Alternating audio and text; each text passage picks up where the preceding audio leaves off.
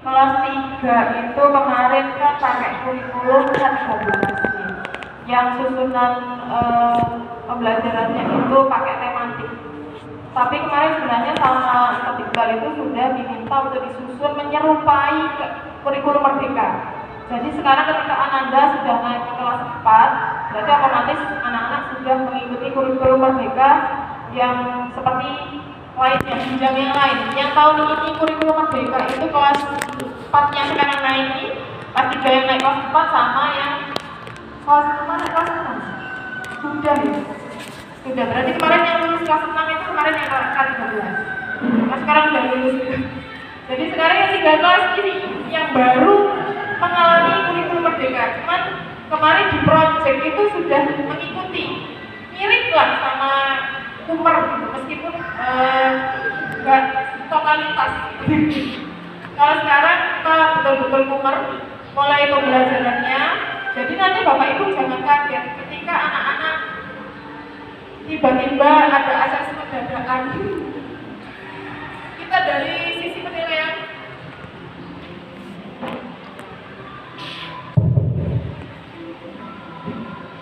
penilaian nanti berbeda jelas dengan K13 sebelumnya. Kalau ada ulangan harian itu kita menyebutnya sebagai asesmen.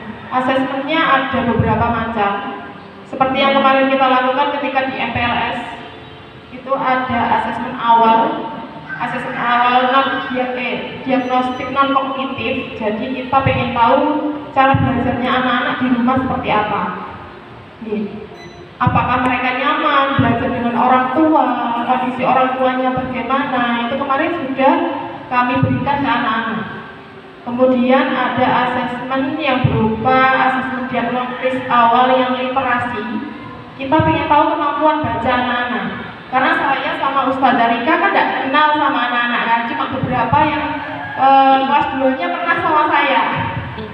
Saya masih hafal gitu, yang dulu di 2C saya masih hafal dan sekarang jadi murid saya ternyata masih sama kemampuan bacanya, cuman sudah mulai ada perkembangan seperti itu. Apakah mereka paham dengan isi bacaan seperti itu ya? Kemarin sudah. Kemudian yang numerasi juga sudah. Apakah mereka sudah mampu berhitung perkalian, pembagian? Karena di kelas 4 itu ada materi pembagian. Makanya kemarin saya coba dimasukkan kan di asesmen. Ternyata anak-anak memang belum bisa.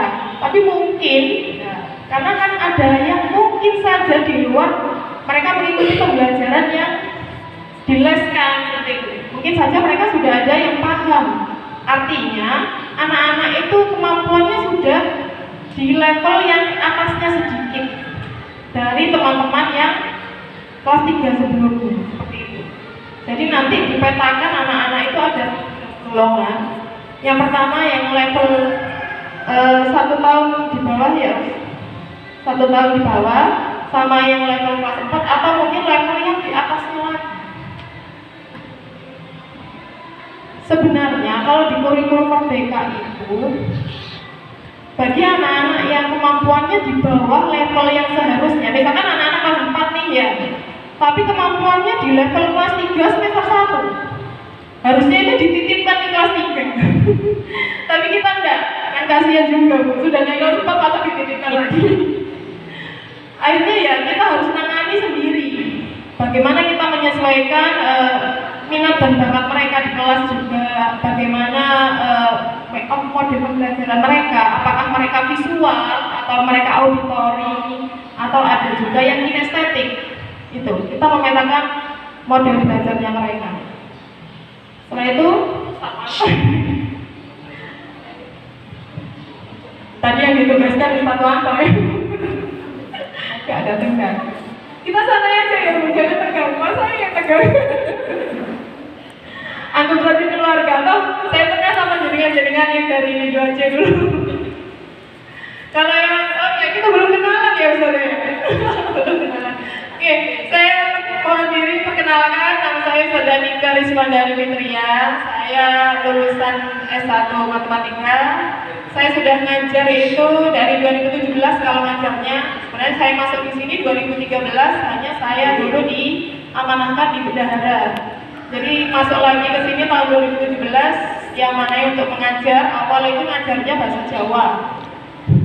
Anak-anak paling nggak suka ya bahasa Jawa. Soalnya bukan areanya memang, areanya area anak Madura biasa bahasa Jawa, tidak nyambung. Makanya itu ada kumer ini. Kumer itu menyesuaikan dengan minat bakat anak-anak. Lanjut ya, ini adalah wali kelas 4A. Oke, assalamualaikum warahmatullahi wabarakatuh. Pagi Bapak Ibu, masih semangat ya? Alhamdulillah. Saya ucapkan sekali lagi assalamualaikum warahmatullahi wabarakatuh. Waalaikumsalam warahmatullahi wabarakatuh. Iya, kalau seperti itu terdengar lebih semangat. Pagi-pagi harus semangat, insya Allah sudah sarapan semua ya. Perkenalkan nama saya, biasanya sama anak-anak dipanggilnya Ustazah Rika, kepala namanya Rika Eliawati. Kalau di SDIT saya masih newbie, ya, termasuk baru 1 tahunan ini. Sebelumnya di mana Ustazah? Sebelumnya saya di Jember, ya. Kebetulan saya tidak pernah ada di lembaga sekolah. Biasanya saya di bimbel, saya di SSC selama 4 tahun, kemudian di Ganesha Operation selama 6 tahun. Karena ada suatu hal yang tidak memungkinkan sehingga saya harus kembali ke Lumajang. Pada akhirnya kangen sama anak-anak Bapak Ibu. Saya pengen melihat dan merasakan kembali mengajar itu seperti apa. Akhirnya saya bergabung dengan SDIT seperti itu. Dan memang sedikit cerita dulu di awal, nggak apa-apa ya dikenalan.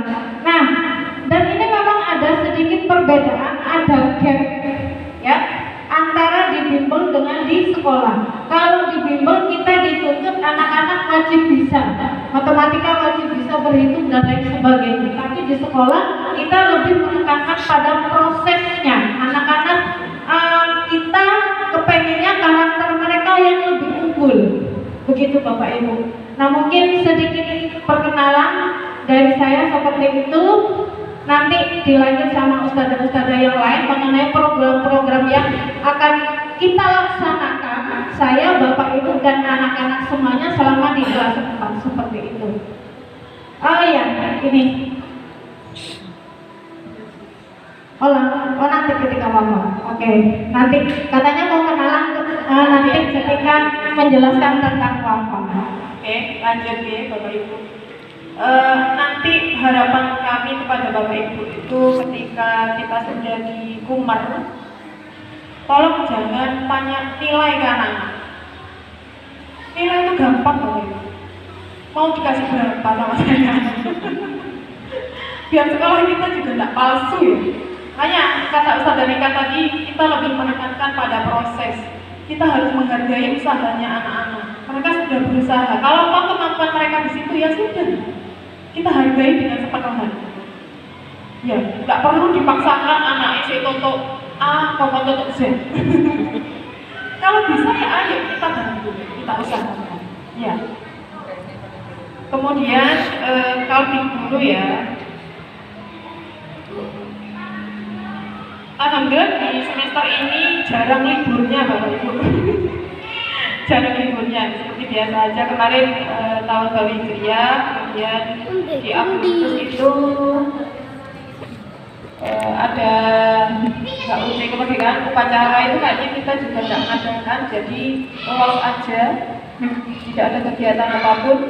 Di September ada kegiatan Maulid Nabi, nanti bisa diumumkan pada kegiatan di tanggal tersebut ya, mengikuti pengumuman dari sekolah. Kemudian di Oktober itu ada FGD lagi, pelaksanaan AKM. Ini AKM kelas 5, jadi kelas 4 tidak masuk ya. Kelas 4 tidak masuk AKM. Tapi kita harus menyiapkan. Tidak ada hari liburnya, banyak yang lain. Kemudian di ATS asesmen itu kita tidak mengadakan walaupun nanti dari dinas ada jadwal seperti PTS, ujian tengah semester, tapi sekolah kemarin sudah sepakat untuk tidak mengadakan. Jadi kalau ukur itu kita bebas, mau ujian mau enggak, apalagi ujian akhir. Kita enggak usah kamu ujian seperti itu. Ya, yang penting prosesnya tiap hari. Anak-anak paham sama anak-anak ketika mau belajar, tahu nggak sih perkalian? Apa sih perkalian itu? Ya apa sih penerapannya di rumah, di sekolah? Bisa nggak le awak menghitung, gila iki orang kirole. Itu kan yang penting. Bagaimana anak-anak bisa menerapkan pembelajarannya di rumah. Kemudian nanti biasa di akhir semester itu akan ada mabit untuk penerimaan raport. Jadi siap-siap untuk anak-anak pasti senang banget ini indahan.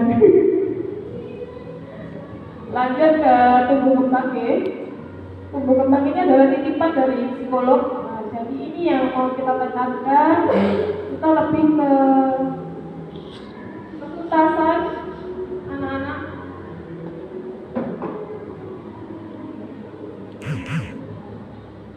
Yang pertama ada ini kegiatan motoriknya. Nanti kita akan koordinasi dengan guru PJOK-nya. Karena kalau kelas 4 sama kelas 3 itu kan ada guru PJOK-nya. Kalau kemarin kelas 2 itu wali kelasnya yang nangani. Jadi enak kalau sekarang. Ini ada rolling, ada menendang, ada dribble. Nanti dribble ini masuk ke basket. Kemudian ada lari zigzag sama squat jump. Squat jamnya 10 kali. Kemudian ini ada membentuk sikap yang sehat terhadap dirinya sendiri, mulai dari mandi, sikat gigi, pakaiannya harus rapi, istinja, apakah anak-anak sudah bersih ketika ke kamar mandi, sudah betulkah cara mereka beristinja, mulai dari adab-adabnya, adab masuk kamar mandi, di dalam itu harus bagaimana ceboknya, seperti itu ya. Insya Allah anak-anak sudah tuntas ya? Sudah? Soalnya takutnya ada yang nggak tuntas. Kemarin saya dengar itu ada satu anak yang nggak bisa BAB di sekolah. Dia harus pulang. Iya. Ada satu anak. Kalau saya kayaknya. Terus kemudian membuang sampah. Kalau membuang sampah ini sudah kita jadikan program pembiasaan ya. Tapi kita tekankan pada cara memilahnya sekarang. Mana sampah yang organik dan mana yang sampah non organik. Nanti di kelas akan kita bagi dua sampahnya. Mana sampah plastik dan mana sampah yang harus bisa dijadikan pupuk. Anak-anak biar belajar juga. Kemudian ada pakaian dan barang-barang pribadi. Kemarin di kelas 3 ada ini ya, mempunyai kamar sendiri. Iya ada. Berjalan. Bisa tidur sendiri. Bisa. Ada yang geleng-geleng. Bisa. Ada yang geleng-geleng. Sama sebenarnya anak saya juga gitu. Meskipun sudah dikasih kamar sendiri, tapi nanti ketika tengah malam tiba-tiba pindah lagi di ibunya. Enggak. Ya. Bisa. Mungkin ada yang sudah lost bisa sendiri nggak apa-apa, alhamdulillah. Kemudian ada ini di makanan, di kesehatan makanannya yang toyib. Kemarin itu di pesantren anak saya itu menekankan makanan sehat yang tanpa mie, tanpa telur dari ayam lehor, dagingnya juga nggak boleh, MSG nggak boleh, makanan dan ikan yang dia itu dikasih makan pelet alias apa popan. Nah, popan itu nggak boleh. Karena apa? Kata dunianya itu hal tersebut menghambat hafalannya mereka. Jadi kalau bisa kita juga mulai mengurangi dulu di MSG seperti itu. Itu nanti juga kemarin sempat tanya ini untuk project. Anak-anak suka sayur nggak? Soalnya kalau lihat bekal makan siangnya guys, mie, ayam, ikan, kering. Apalagi punya repot, gampang tinggal bisa datang. Nih lanjut sudah ya. Yang berikutnya adalah bagaimana mereka bergaul teman sebayanya, bagaimana mereka bisa minta tolong, minta maaf, mengucapkan salam atau permisi ketika lewat, entah itu sama siapapun apalagi pada yang lebih tua. Kemudian meminta izin ketika meminjam barang temannya, agar kan yang kadang diambil dulu baru dia bilang pinjam. Iya. Kemarin aja di kelas saya juga saya gitu kan. Nah, ini mejanya ustazah. Kalau ketika kamu mau pegang apapun di mejanya ustazah, izin dulu. Boleh nggak sama ustazah? Ini area privasi, sama dengan privasinya kalian. saya ajarkan seperti itu Pak. Kemudian antri menunggu, terutama di kantin. Ketika penilaian biasanya juga saya minta antri dulu, itu anak-anak sudah mulai terbiasa. Nanti tetap kita jadikan kebiasaan biar tak hilang. Kemudian ini di proyek membacanya, di tumbuh kembang untuk membacanya itu kami ambil yang bercerita mandiri,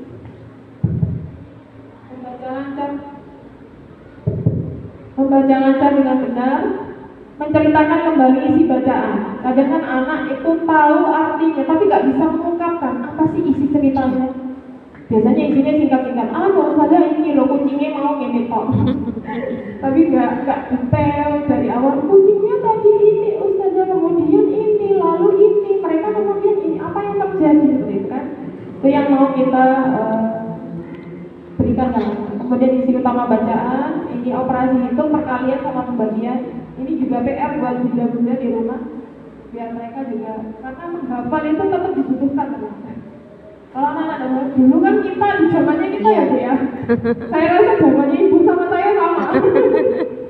Zaman 90-an kita masih menghafal satu kan gitu. Kan di luar kepala gitu.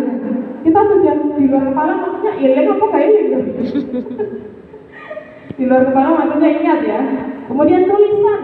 Ini tulisannya saya lihat kemarin ada beberapa yang masih belum pakai huruf besar, nggak ada tanda titik, kemudian spasinya juga nggak ada. Ada yang hurufnya missing alias hilang satu. Misalkan praktek K-nya hilang. Kemudian ini yang jadi PR bagi saya terberat, memakai baju islami sesuai jenis kelamin. Yang saya harapkan nanti anak-anak terutama yang perempuan memakai jilbab saat bepergian. Soalnya saya sering lihat medsosnya anak-anak, TikTok, YouTubers. Mereka cita-citanya sekarang beda sama kita Bu. Kalau kita dulu cita-citanya dokter, guru. Nah sekarang udah jadi gamers saja, YouTuber nanti banyak uangnya saja gitu. Beda sama kita. Tapi saya harapkan tetap nanti anak-anak pakai jilbab ketika mereka itulah lagi. Terus kemudian ibadah, kemarin ketika kita ngadu project, Bapak Ibu banyak yang isi di ibadah, terutama sholat wajib ya Bu, karena sudah kelas 4, anak umur 7 tahun itu sudah wajib dipukul ketika tidak melaksanakan sholat.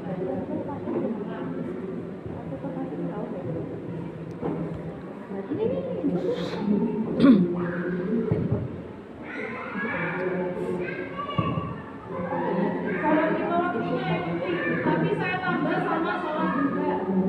Karena kita sudah biasa kan di sekolah, mungkin sampai mereka sholat juga masa Sabtu sama Minggunya nggak sholat. Harap tetap full ya sholatnya. Insya Allah. Sholatnya di awal waktu, paling nggak 10 menit setelah azan. Dan ini juga berlaku bagi para ustaz-ustaz jaya.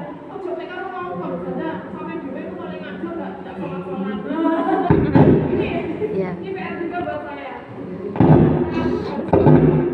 Ketika saya menyuruh, berarti saya juga harus siap untuk berubah diri saya. Dan yang ini kesusilaan, ada jujur, ada orang anak-anak banyak yang cuek nggak? Ketika kita nyapu, ada anak-anaknya ungkap-ungkap kaki Cuek.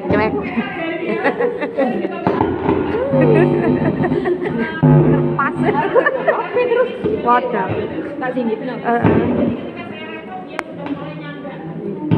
Memang butuh contoh. Terutama dari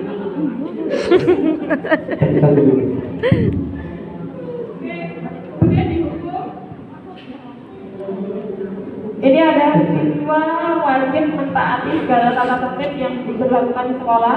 Saya yakin Bapak Ibu sudah tahu, mulai dari kelas 1 sampai kelas 3 kemarin sudah tata tertib di sekolah itu harus seperti apa. Nah itu dari bajunya harus lengkap ya. Terutama besok hari Senin anak-anak sudah upacara itu. Jadi saya mohon bednya jangan masih kelas 1 ya. Ada nggak yang bed sekolahnya masih kelas 1? Diganti ya, kemarin sudah banyak yang beli yang anak. Hari Senin saya harap sudah lengkap. Kemudian panjang rambut siswa laki-laki. Ada yang berponi? Ada ya? Gak ada. Gak ada ya? Saya harap gak ada ya yang berponi sampai ini. Sebenarnya sunnah Rasulullah sih kalau rambutnya panjang. Tapi kan kita di lembaga, di sekolah, kayaknya gak rapi gitu kalau rambutnya panjang. Nanti akan ada kontroling dari kita setiap 2 bulan sekali. Sama kukunya juga. Kalau kuku saya 1 minggu sekali, insya di kelas masing-masing ya Ustazah. Kalau berdoanya sudah wajib, kemudian ini norma-norma sama juga mengembangkan nilai-nilai pribadi ini sudah. Nah ini mendapatkan hak bermain dan belajar. Anak-anak di kelas itu kan kita full day ya Bapak Ibu, sampai sore setengah 3. Kalau anak-anak tidak boleh main, jenengan aja kalau tidak healing bagaimana? 1 minggu tidak healing. Nah ini kita mau rencanakan di minggu ke-1 bulan November, anak-anak nanti akan membawa mainan kesukaannya, tapi nanti mainnya di kelas sama teman-teman. Tapi saya harapkan mainannya yang nggak mahal, kalau bisa mainannya yang biasa aja. Nggak mahal-mahal sampai harga jutaan, rusak, aduh, wali kelasnya nanti kerepotan. Kemudian ini ada ekskul. Nah, ekskul belum kita sebarkan ya Ustaz. Nanti akan ada jingkong yang kita sebarkan ke Bapak Ibu. Ekskulnya yang dari sekolah kita tetapkan di hari Selasa.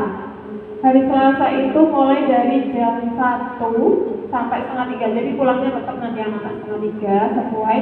Cuman ekskulnya hanya bisa pilih 1 yang dari sekolah. Nanti ada ekskul pilihan yang dari luar sekolah itu ada Al-Banjari sama PO. Al-Banjarinya hari Jumat, PO-nya hari Sabtu. Kemudian ada tambahan kemarin itu ada ekskul basket. Hanya saja yang basket ini akan ada seleksi karena kuotanya tidak banyak. Jadi beberapa ekskul itu ada kuota. Jadi dipilih yang anak-anak benar-benar berbakat di sana. Oke? Sudah? Ini sudah selesai untuk yang tumbuh kembang. Lanjut ke project. Nanti mau apa dulu? Soalnya sudah video. Project. Sambil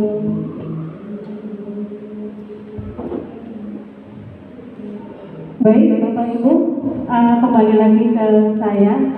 Sepertinya dari tadi tegang, ya. Tegang. Masih konsentrasi? Masih. Masih. Tapi saya pengen ngecek dulu apakah Bapak Ibu masih betul-betul bisa konsentrasi atau tidak, gitu ya. Katanya konsentrasi itu terdiri dari 2 suku kata, yaitu konsen dan konsentrasi. Nah mungkin kalau di antara kita nanti tidak konsen, kemungkinan terlalu banyak makan terasi. Ya, oke. Saya punya sebuah gamesnya itu adalah lakukan apa yang saya katakan ketika saya mengatakan kata pegang. Saya ambil contoh, pegang telinga. Berarti saya pegang telinga. Pegang mata, maka saya pegang mata. Mata berarti Tidak. karena saya tidak mengatakan kata pegang. Bisa dipahami ya Bapak Ibu? Bisa. Nah supaya lebih semangat, saya pengen Bapak Ibu semuanya berdiri yuk, berdiri yuk. Ya berdiri. Sama kayak anak-anak. Berdiri dulu. Iya. Oke, siap, siap Bapak. Oke siap. Saya mulai ya. Pegang mata, kepala. Enggak. Ada pegangnya. Pegang telinga, pegang pundak temannya sebelahnya. Oke. Pegang hidung, pegang mulut, pegang lutut, kaki. Oke. Pundak temannya. Oh enggak, sudah langsung berarti. Pegang dahi,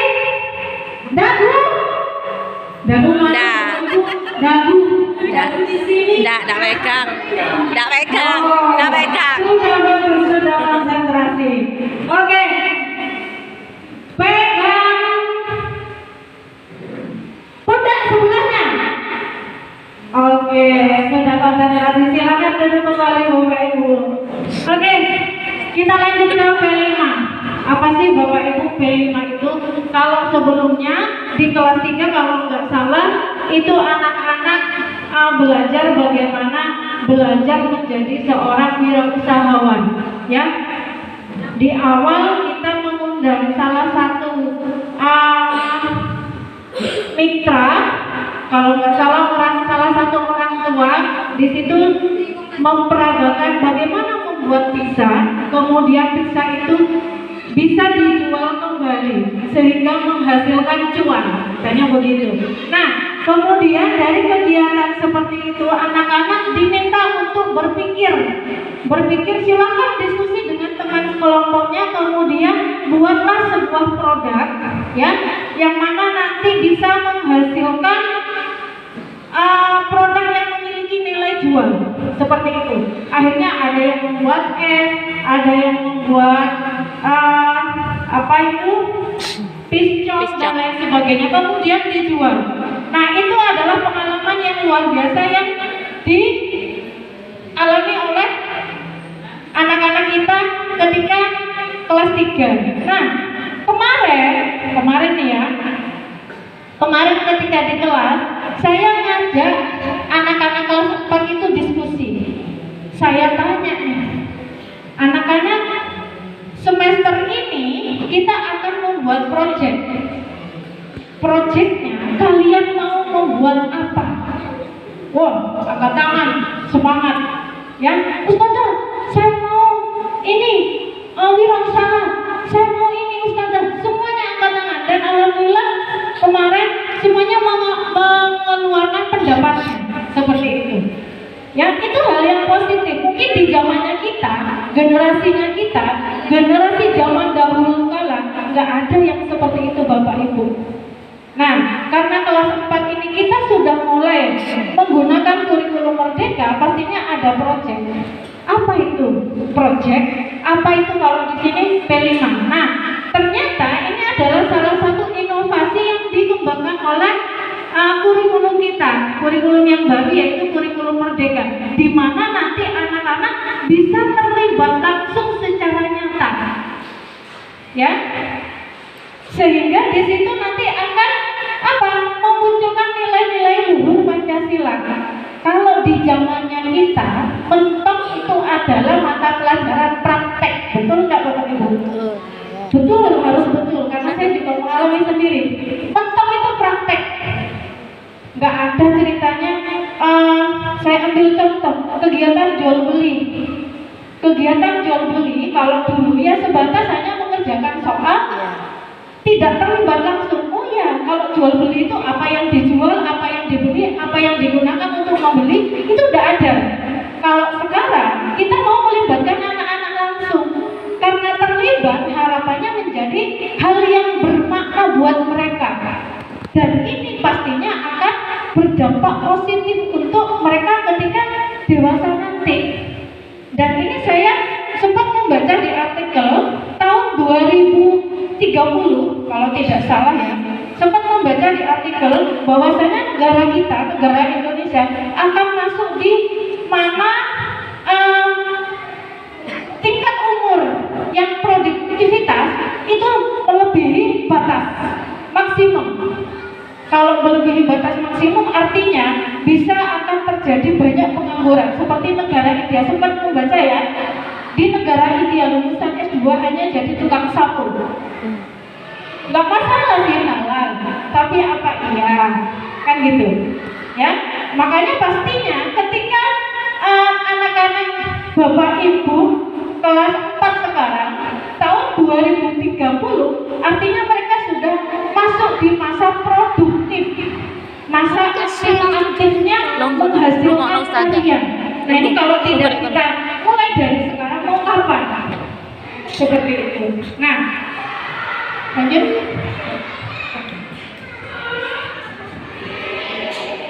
Oke, nah ini nanti yang akan kita angkat ya, profil pelajar Pancasilanya. Di sini kalau saya mengistilahkan sebagai makan roti manis.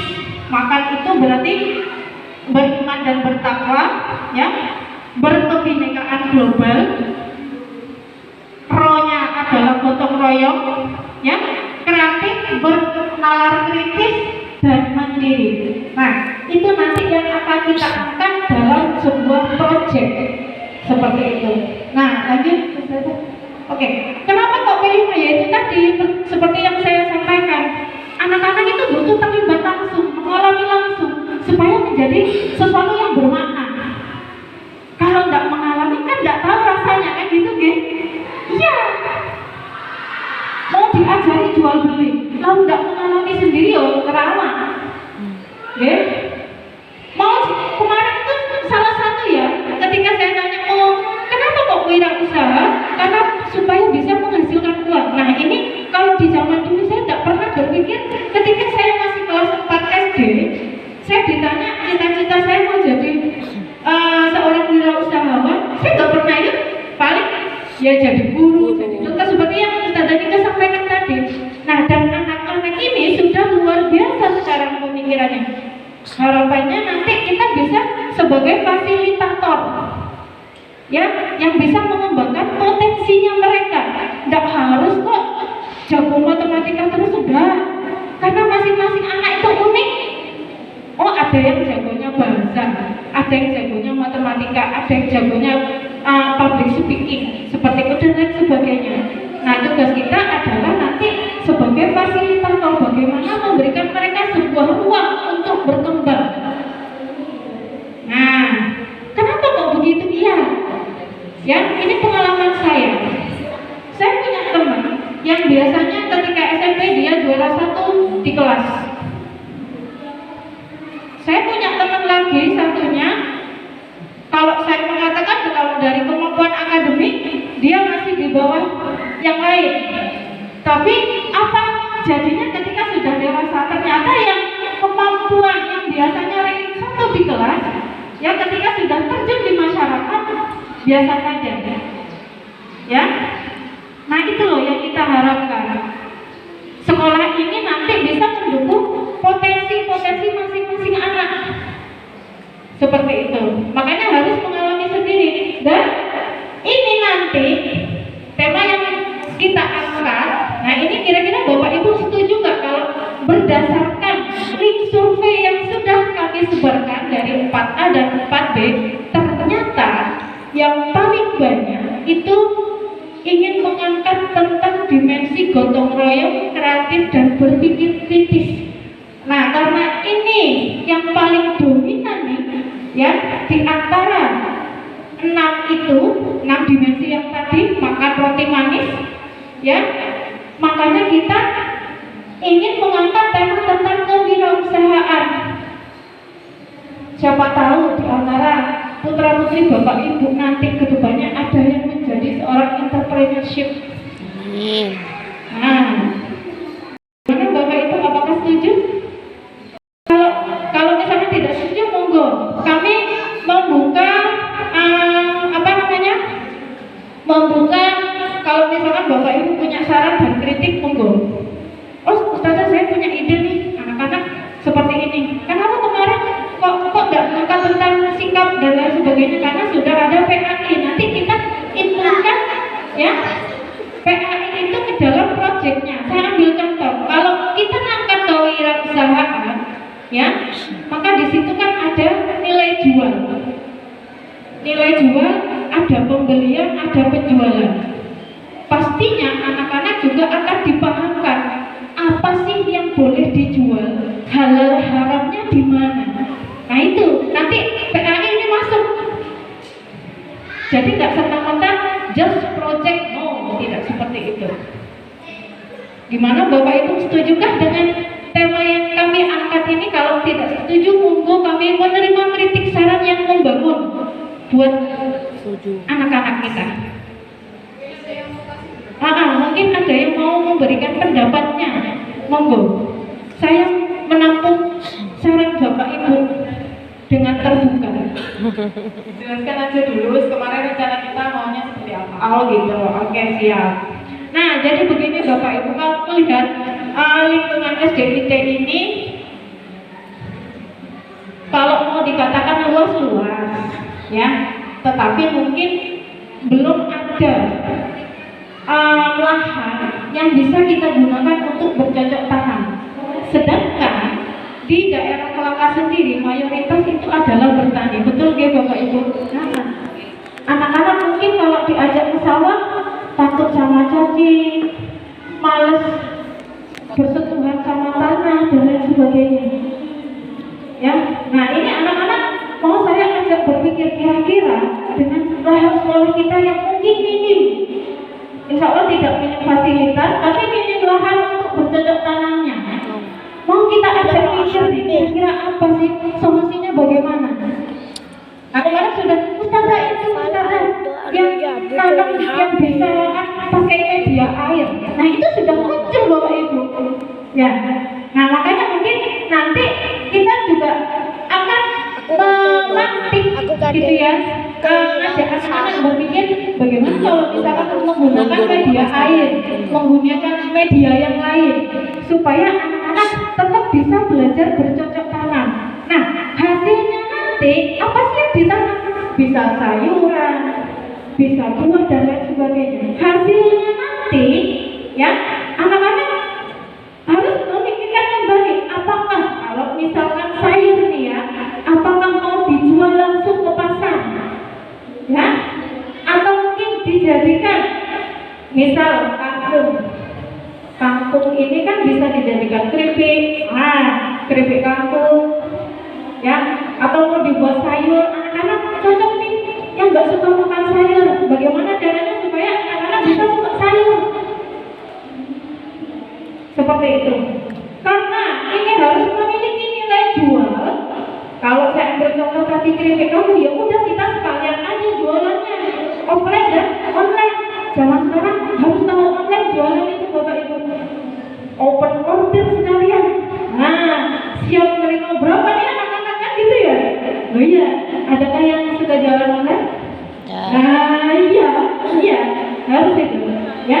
Jadi kalau nanya jualan di pasar aja enggak, sekarang sayur aja, micin aja bisa dijual-belikan secara online. Karena kita juga mau ngajarin seperti itu supaya pada kecil sudah bisa menghasilkan uang.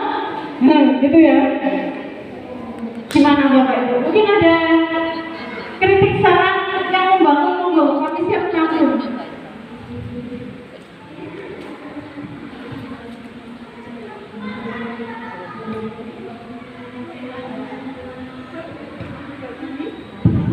Mungkin ada ide lain. Kemarin ketika kita bertanya kepada anak-anak, kita itu harus cari masalah.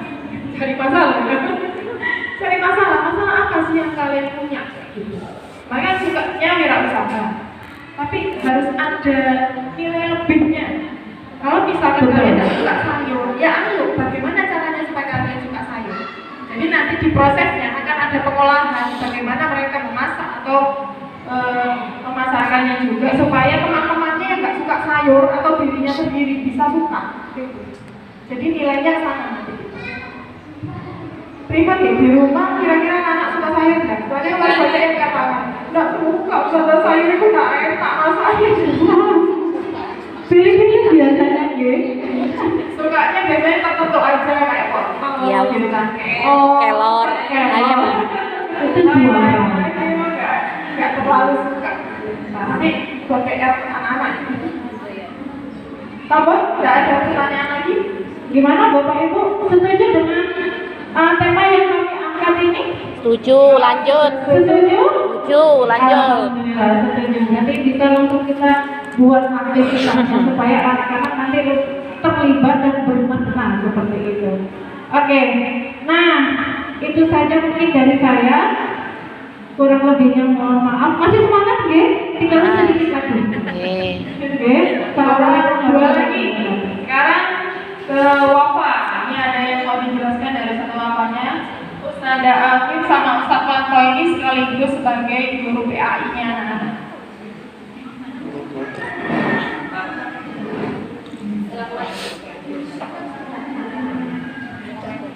Assalamualaikum warahmatullahi wabarakatuh. Waalaikumsalam. Bunda masih semangat? Masih. Saya memperkenalkan diri, ayah Bunda. Nama saya Afif Akhlakul Sholehah, biasanya dipanggil Ustadzah Afifah atau Ustadzah Afif. Saya masuk di sekolah ini mulai tahun 2014 sampai sekarang, dan alhamdulillah saya diamanahkan untuk mengajar Al-Quran dan mengajar PAI di kelas 4.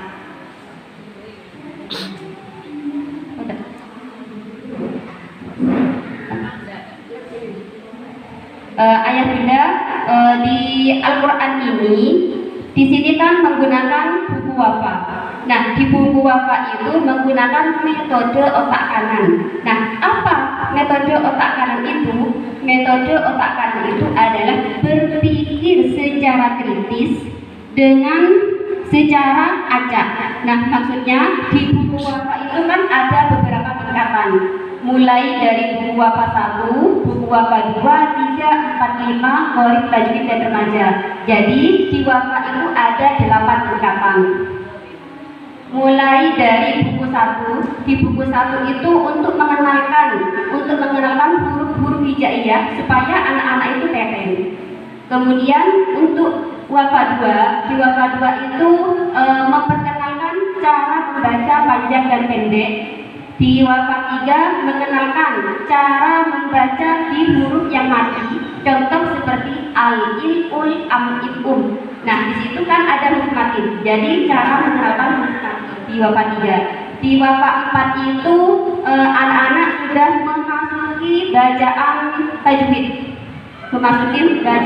Tapi di situ masih dasar. Contoh seperti huruf nun sukun, mim sukun, dan lain sebagainya. Insya Allah di situ ada 5 materi hukum bacaan yang ada di wafa 4. Kemudian di buku wafa 5 itu juga sama, memperkenalkan hukum bacaan tadi juga, tapi memperluas dari bacaan tersebut, dari buku wafa 4 tersebut.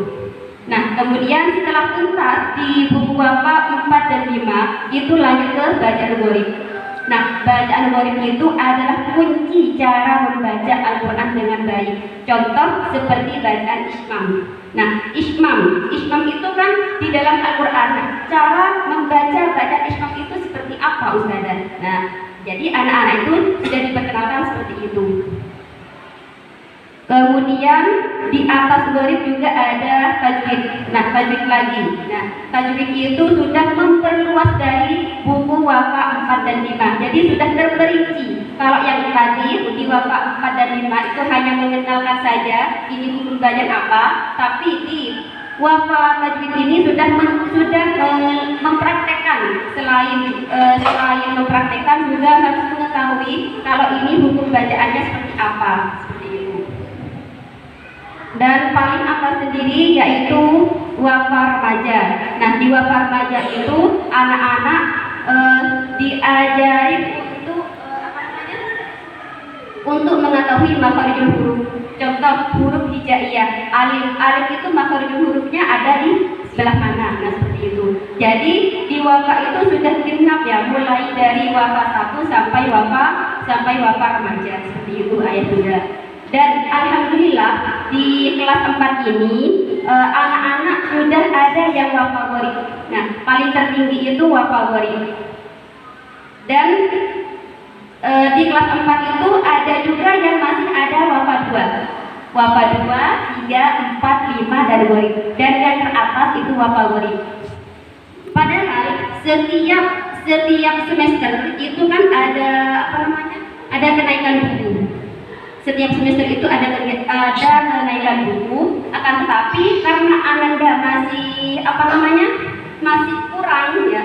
kurang untuk belajar di wafa 1, jadi belum dinaikkan ke wafa selanjutnya. Karena apa? Kalau misalkan dilanjutkan setiap semester naik, karena dari dasarnya itu masih belum matang, jadi tidak dinaikkan seperti itu. Jadi Ustazah harap yang masih wafa 2, kami harap untuk lebih semangat lagi belajarnya di rumah. Dan untuk yang wafa Qorib, insya Allah nanti di semester 2 kami harap lebih rajin lagi belajar, karena insya Allah nanti akan kami ikutkan untuk ujian munaqashah. Yang mana ujian munakosah itu bukan guru Al-Quran yang ada di SDIT yang menguji, akan tetapi dari tim Wafa Surabaya yang menguji langsung ke sini, Ayah Bunda. Jadi persyaratannya untuk ikut munakosah itu yaitu ada 4 kriteria. Yang pertama adalah harus bisa tajwid, kemudian gharib, kemudian imla. Apa imla itu, saudara? Imla itu kan anak-anak di sini sudah diajarkan untuk menghafal. Nah, jadi apa yang sudah dihafal itu menulis tanpa melihat Al-Quran. Itu namanya imla. Kemudian yang keempat membaca Al-Quran dengan fasih, seperti itu. Jadi itu syarat untuk mengikuti munakosah. Akan tetapi untuk kelas 4 itu tidak semuanya yang harus ikut munakosah. Itu ketentuan dari guru Al-Quran. Intinya dipilih yang sudah tuntas saja.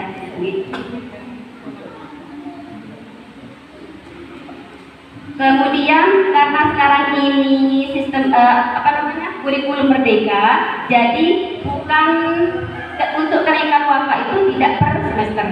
Kalau kemarin-kemarinnya kan per semester, meskipun anaknya itu sudah bisa di buku 1 untuk naik wafa itu nanti di semester 2.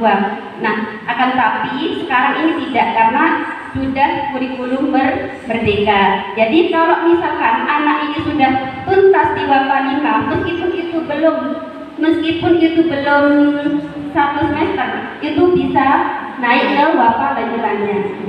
Jadi kalau misalkan 3 bulan di wafa 3, kalau anaknya itu mampu, itu bisa dinaikkan. Nah, dengan syarat kenaikan wafa itu yang pertama itu harus bisa semua di buku tersebut. Kemudian yang kedua review, dan yang ketiga adalah ujian. Kalau itu sudah tuntas semua, nanti Ustazah Al-Quran itu menaikkan wafa lanjutannya. Sudah? Sekian. Itu saja dari kami. Kami akhiri. Assalamualaikum warahmatullahi wabarakatuh. Monggo, apabila ada pertanyaan atau teman-teman dari terkait dengan pembelajaran wafa dari ayat atau udah, monggo masih ada ustazah yang mau menyampaikan. Oke, yang mau ditanyakan monggo berkaitan dengan Al-Quran. Kok ngantuk? Tidak ada nih. Ada yang mau nanya, mungkin munakosahnya ya apa, tapi itu ada sistem ujiannya kayak apa. Hanya kayak duduk 1 kali ya terus menghafal juz 30 gitu. Iya, kayak gitu. Yang dihafalkan juz 30 dulu. Karena banyak yang lupa. 30 ini untuk kelas 4 insya Allah di semester 2 nanti ada munakosah. Kemungkinan kalau yang sampai di gharib ya, yang paling atas yang di gharib, kalau memang anaknya memang disiplin bener, meskipun pembelajaran itu dilaksanakan tidak latihan di rumah juga, insya Allah munakosah itu bisa ikut 2. Di hafalannya bisa di juz 30, kemudian di tilawahnya bisa di tajwid ya. Tetapi hal ini juga perlu pembagian khusus, karena memang di kurikulum merdeka ini banyak anak-anak yang memang tidak sama dalam kelompok wafanya. Berkaitan dengan apa yang disampaikan Ustazah tadi, kita sudah tidak menahan anak-anak apabila capaiannya memang cepat. Kalau kita di K13 dulu cepat dan tidak cepat, pasti dia antri ya. Antrian yang cepat itu antri untuk menunggu di semester akhirnya baru dia boleh naik. Dan untuk di kurikulum merdeka ini alhamdulillah ada kebijakan bahwa los dia bisa naik seperti itu. Bahkan di dalam 1 semester bisa naik 2 jenjang ya. Anak-anak yang memang diberi kelebihan untuk cepat hafalannya, juga cepat untuk menangkap materi-materinya seperti itu. Selanjutnya mungkin untuk kelas 4 ini yang bisa munakosah semuanya, kalau serentak mungkin di kelas 5-nya saya semester 2. Insya Allah sudah tuntas semuanya. Tapi dari keinginan yayasan ya, kita kan targetnya 3 juz, 3 juz ya, dari 30, 29, kemudian 28. 3 juz ini bisa ditempuh apabila anak-anaknya itu di kelas 3 sudah menempuh menakosnya juz 30. Baru di kelas 4-nya juz 29, di kelas 5 juz 28. Untuk kelas 5-nya biasanya sudah dipersiapkan untuk ujian-ujian akhirnya seperti itu. Apabila anak-anak tidak bisa munakosah di kelas 3, mungkin kita fokus untuk menuntaskan target minimal kita untuk anak-anak yang kelas 6 hanya cukup munakosah juz 30 saja. Tetapi untuk tilawahnya ya harus itu harus pasti. Mungkin itu aja tambahan dari saya. Mungkin ada yang mau tanya, silakan, monggo. Mungkin Bapak Ibu ada yang masih kurang jelas mau bertanya. Monggo.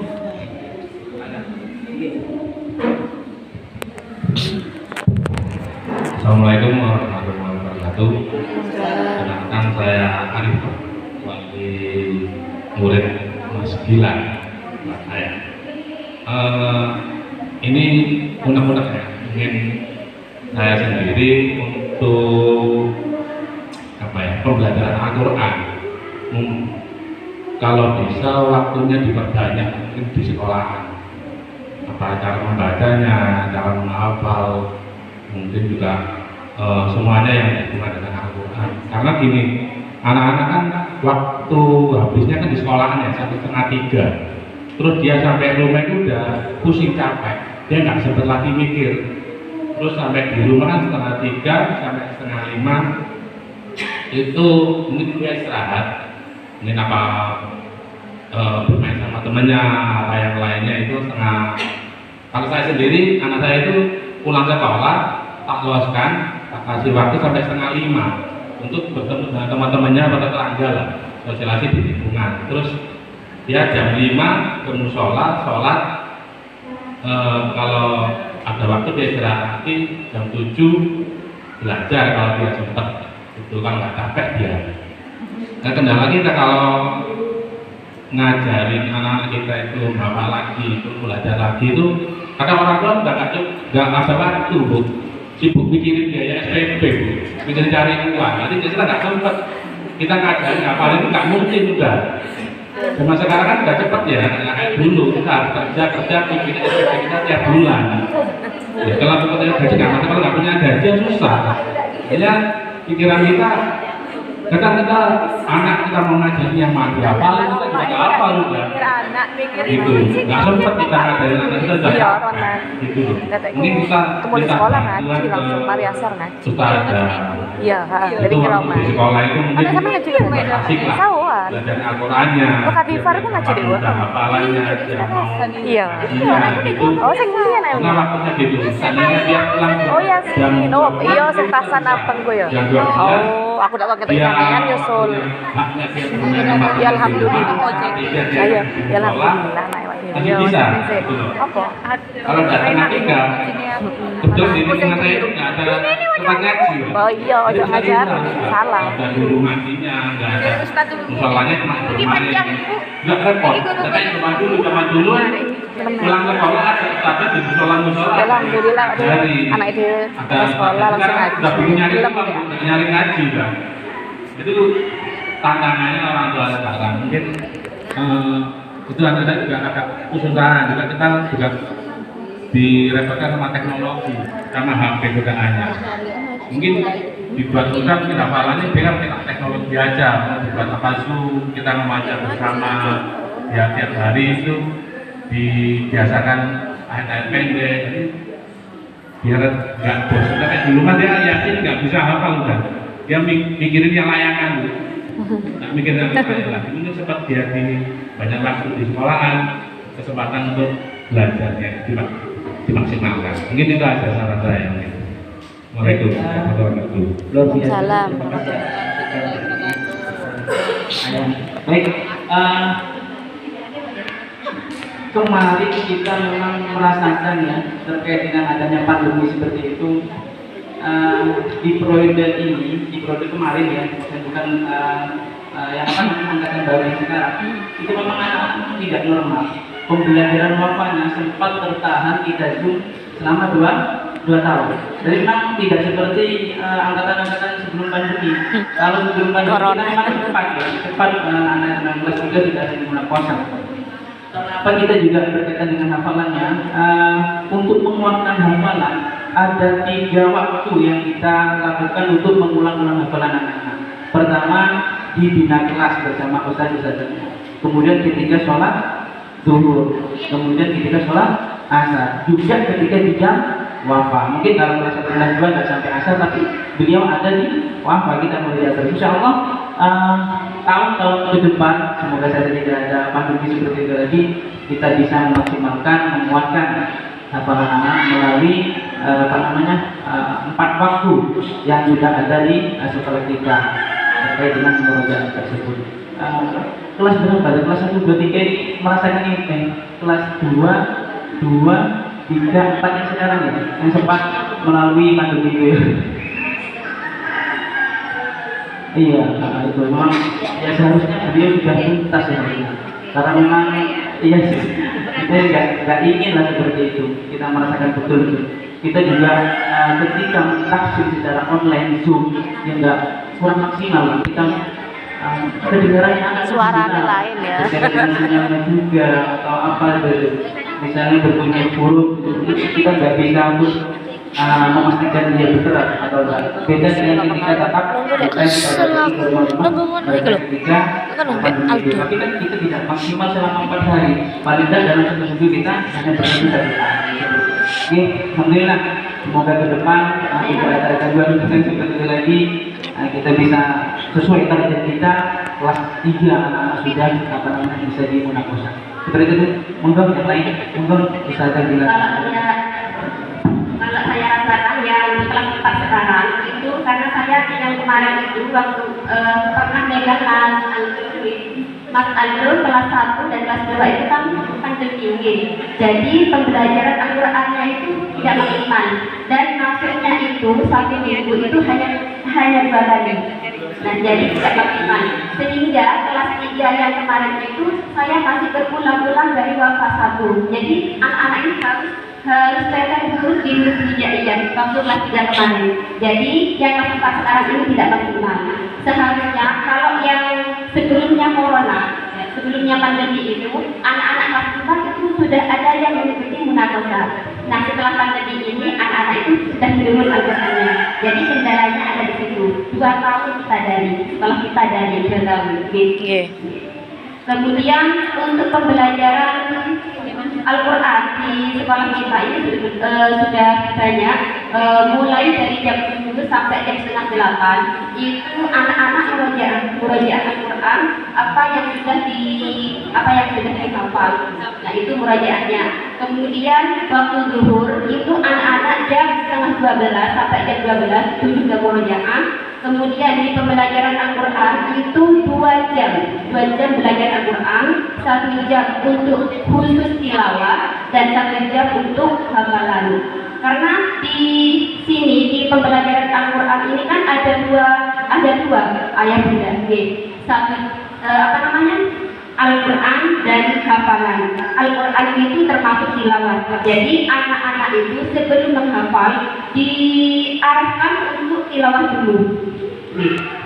Jadi nanti munakosanya saya harap mengikuti tilawah terlebih dahulu sebelum hafalan. Kalau misalkan bisa dua-duanya, tilawahnya bisa, kemudian hafalannya bisa, itu tidak apa-apa mengikuti 2 munakosa. Tapi munakosa itu biaya mandiri, bukan dari sekolah. Biaya mandiri.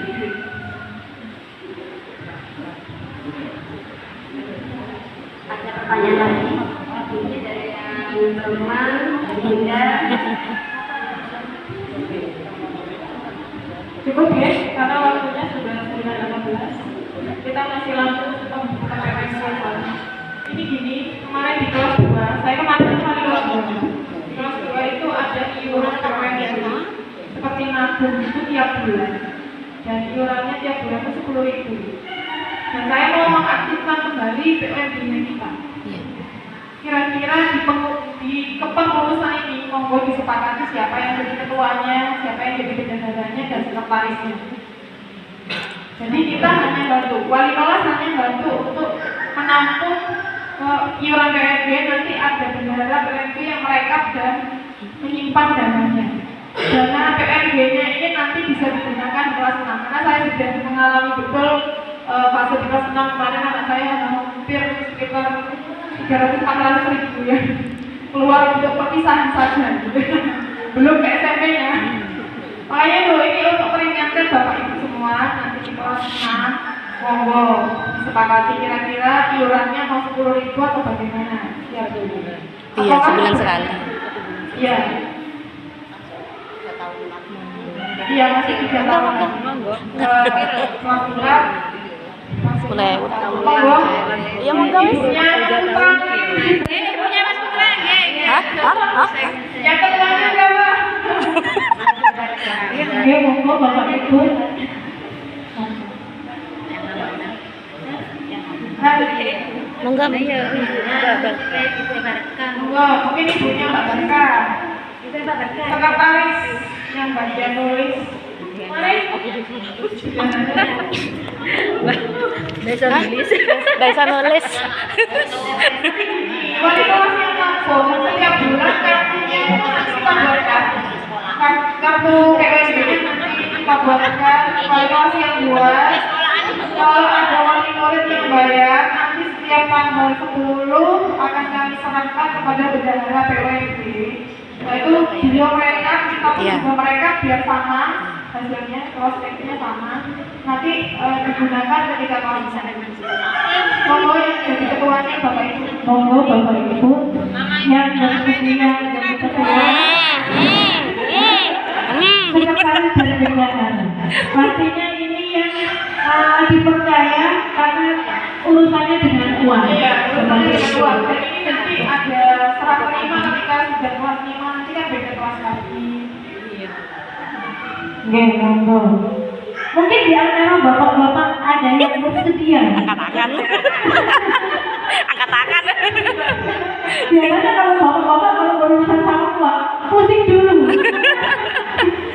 Pinternya tapi belum maksimal mengatur. Nah, beda sama ibu-ibu. Oh, ibu aja kan? Ibu aja. Manut. Oh, ibu. Kalau ketuanya ibunya Mas Putra berikut. Kemarin sih Bu, kira-kira temennya sekretarisnya, bendaharanya. Bendahara, ayo nyekel duit. Ya wes, ya. Nyekel duit. Dia cepet tak pulang. Bendahara. Bundanya Mas Putra. Sekti. Oh, Bu Sekti. Bundanya Mas Putra. Kamu yang setiap hari ke sini. Iya. Jadi Penunggu. Kemudian bendaharanya, sekretarisnya Ibu Bu, saya itu namanya Iya, sekretaris aja kok. Nulis. Cuma yang kalau ada rapat kayak gitu dengan yang jadi Mbak Sinta. itu ada. Hah? Kalau menulis jangan. Oh, Sibuk. Saya saja. Oh, bendahara. Berarti Kenapa kok, Mak? kenalin Bu.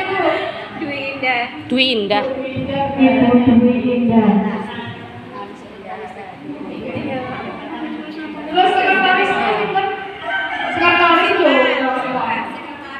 Mbak Sinta. Ibunya Apa itu? orang. Sinta. Sinta. Sinta.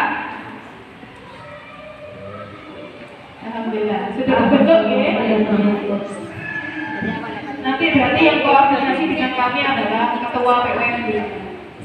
Aduh, kita lihat.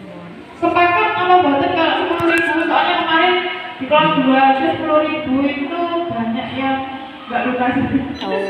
Oh, sebulan sekali kan? Iya, sebulan sekali. Oke. Monggo. Juga saya Oke. sepakat ya. Buat caranya direka-reka gitu. Iya. Baru muncul. Dua hilang.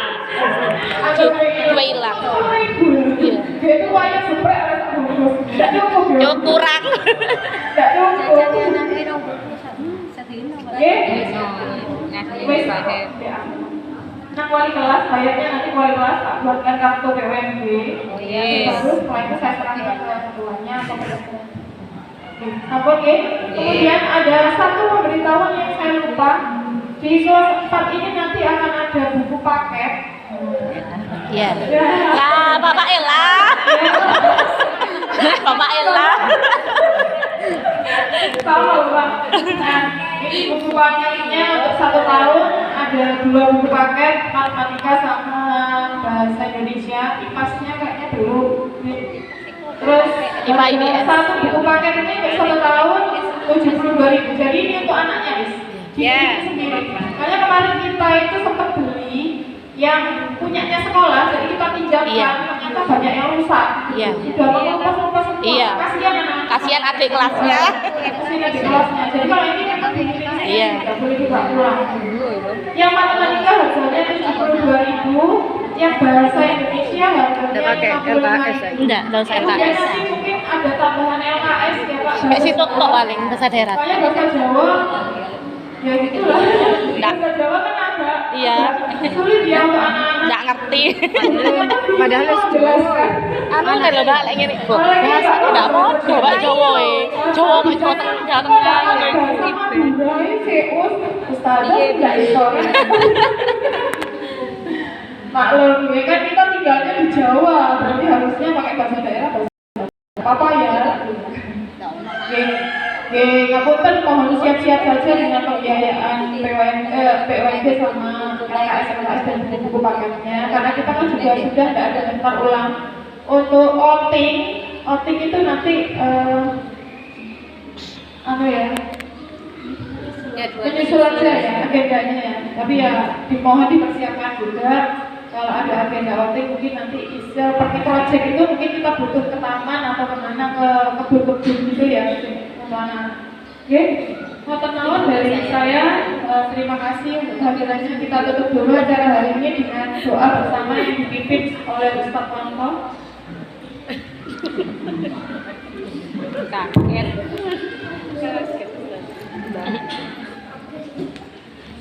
Monggo saja kita memberikan kepala membaca syahadat dulu, kemudian istighfar 3 kali.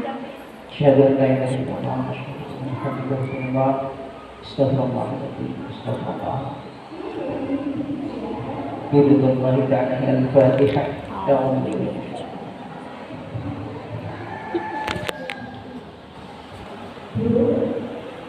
أعوذ بالله من الشيطان الرجيم. بسم الله الرحمن الرحيم. اللهم صل على سيدنا محمد وعلى سيدنا محمد وصحابه رسولنا صلى الله عليه وسلم حتى رب العالمين.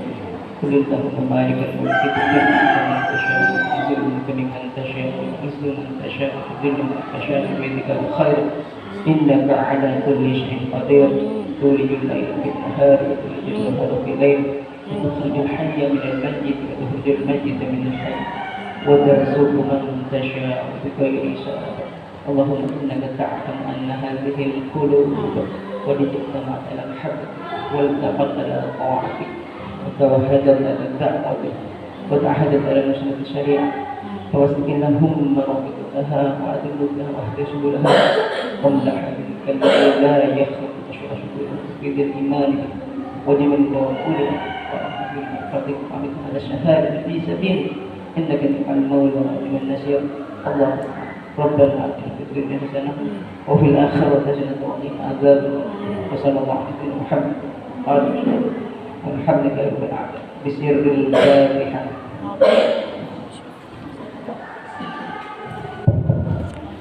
Demikian acara pertemuan hari ini. Terima kasih atas kedatangan Bapak Ibu semua yang sudah meluangkan waktunya. Dan satu pesan saya, mohon jadikan kami di sini adalah teman Bapak Ibu. Jadi kalau ada apa-apa dengan putri-putrinya, silakan hubungi kami dengan Japri kapanpun. Kalau bisa di Japri, kalau ada masalah apa-apa silakan Japri kami. Karena kita kan keluarga di sini, kita selesaikan baik-baik dulu. Kalau ada sesuatu yang tidak mengenakan, supaya tidak jadi bahan di luar sana. Begitu saja dari saya akhiri. Wassalamualaikum warahmatullahi wabarakatuh.